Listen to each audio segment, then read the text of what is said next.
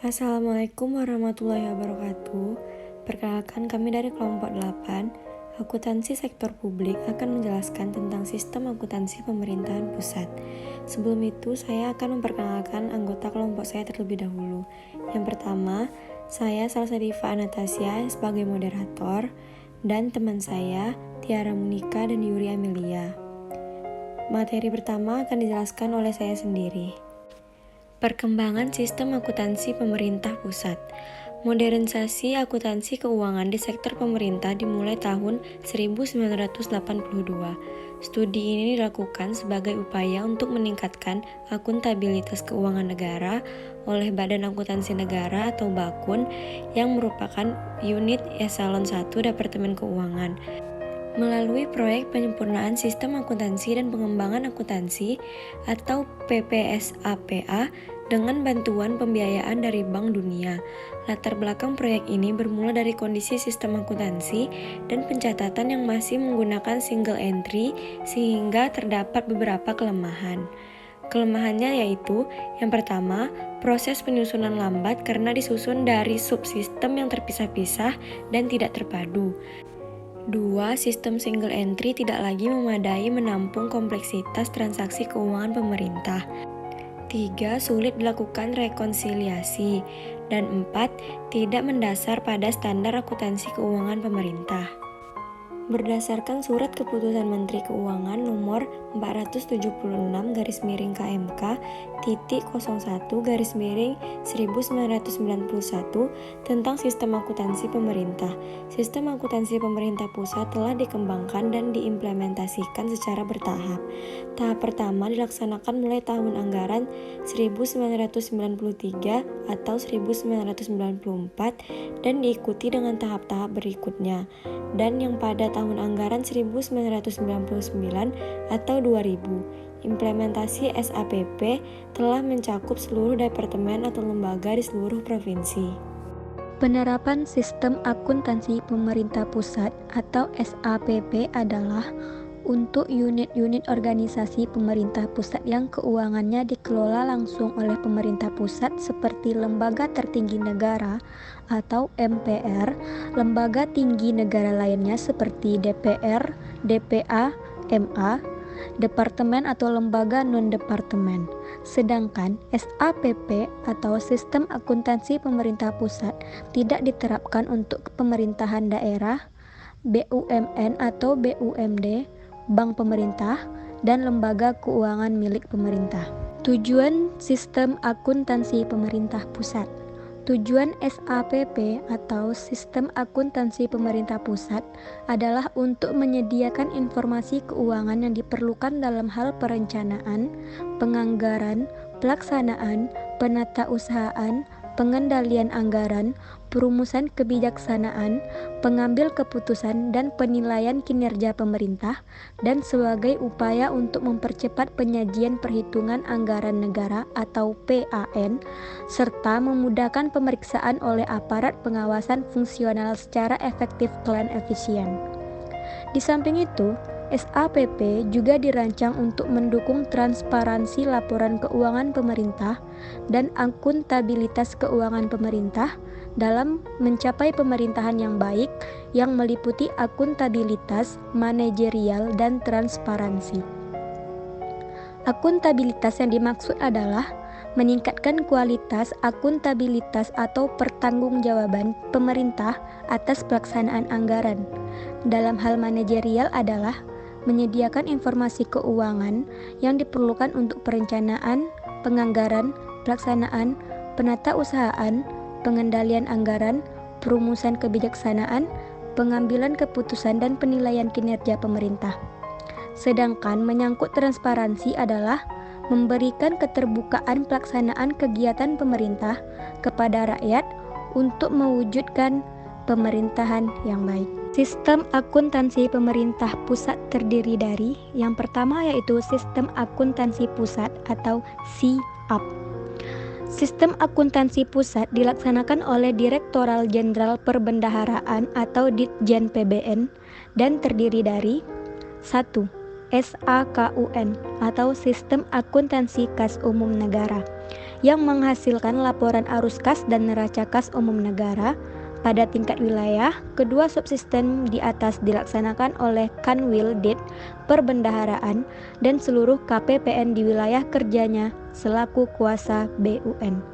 Yang kedua, SAU, Sistem Akuntansi Umum, yang menghasilkan laporan realisasi anggaran dan neraca SAU.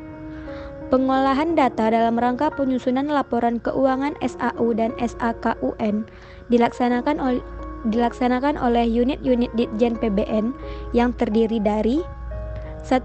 Kantor Pelayanan Perbendaharaan Negara, 2. Kantor Wilayah Ditjen Perbendaharaan atau Kanwil Ditjen PBN, yang ketiga, Kantor Pusat Ditjen Perbendaharaan. Kemudian, sistem akuntansi pemerintah pusat terdiri dari Sistem Akuntansi Instansi atau SAI.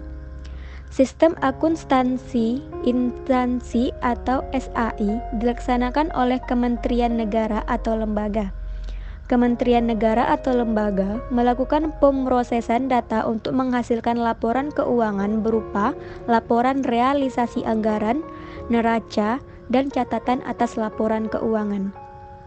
Dalam pelaksanaan SAI atau Sistem Akuntansi Instansi, Kementerian Negara atau lembaga membentuk unit akuntansi keuangan dan unit akuntansi barang. Unit akuntansi keuangan terdiri dari yang pertama, unit akuntansi penggunaan anggaran atau UAPA.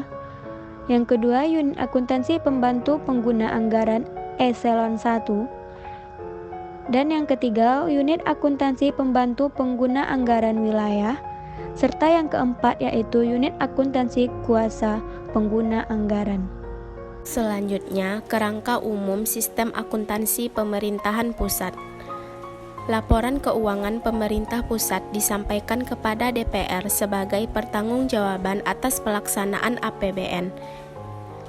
Sebelum disampaikan kepada DPR, laporan keuangan pemerintah pusat tersebut diaudit terlebih dahulu oleh pihak BPK. Laporan keuangan pemerintah pusat terdiri dari laporan realisasi anggaran, neraca pemerintah, laporan arus kas, dan catatan atas laporan keuangan. Berikutnya, hubungan unit akuntansi dan pelaporan keuangan dengan unit akuntansi dan pelaporan keuangan barang pada struktur organisasi kementerian atau lembaga. Dalam pelaksanaan sistem akuntansi instansi, kementerian atau lembaga membentuk unit akuntansi keuangan atau SAK dan unit akuntansi barang atau SABMN.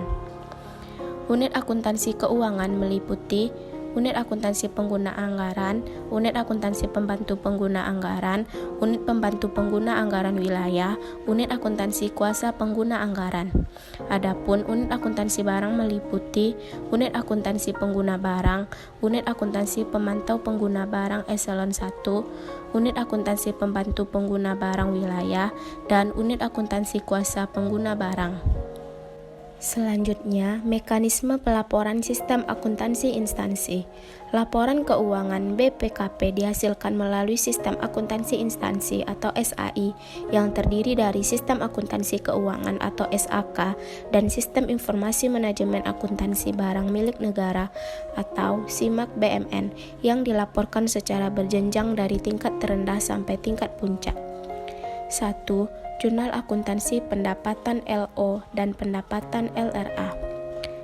Sesuai dengan draft akrual pada pendapatan LO diakui ketika pendapatan diperoleh atau pendapatan direalisasi. Jadi, pada definisi ini terdapat komponen pendapatan LO yang diakui terlebih dahulu sebelum adanya penerimaan kas, sehingga piutang pendapatan harus diakui. Namun, ada juga pendapatan LO yang baru diakui ketika penerimaan kas. 2. Akuntansi belanja dan beban.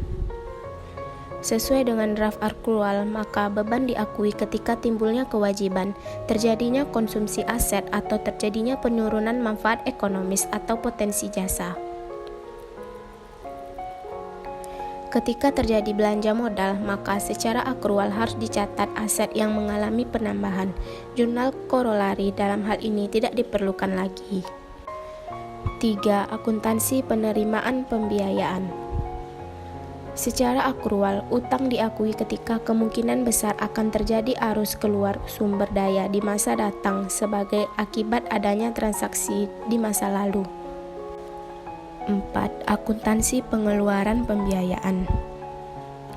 Sesuai dengan draft akrual PSAP nomor 6, maka pengakuan investasi sebagai salah satu contoh dari pengeluaran pembiayaan diakui ketika adanya transaksi pertukaran atau pembelian yang dalam hal ini ditandai dengan keluarnya kas dari KUN.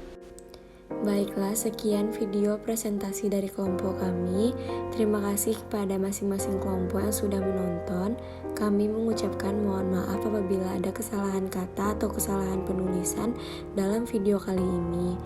Kami akhiri. Wassalamualaikum warahmatullahi wabarakatuh.